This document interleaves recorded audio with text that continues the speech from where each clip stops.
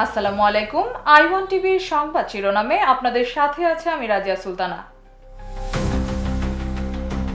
শেষ হলো রাজশাহীতে বিভাগীয় বৃক্ষ মেলা।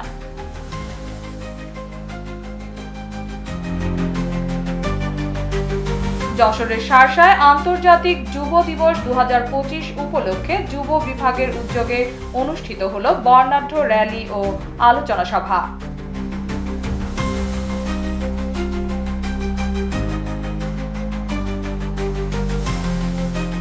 উলিপুর উপজেলা নির্বাহী কর্মকর্তার তত্ত্বাবধানে ভ্রাম্যমাণ আদালতে এক জাল ব্যবসায়ীকে 5 লাখ টাকা জরিমানা।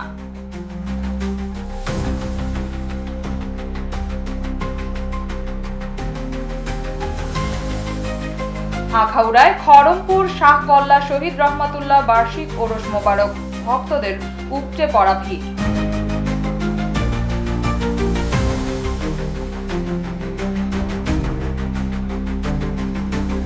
ঢাকা উত্তরবঙ্গ রেলপথ অবরোধে রবীন্দ্র বিশ্ববিদ্যালয়ের শিক্ষার্থীরা।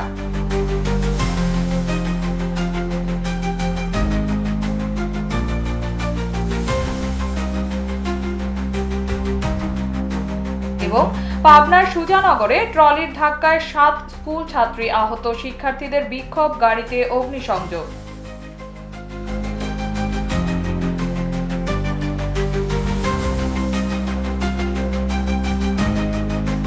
শুনছিলেন সংবাদ শিরোনাম। আই1 টিভি, সময়ের সাথে আগামীর পথে।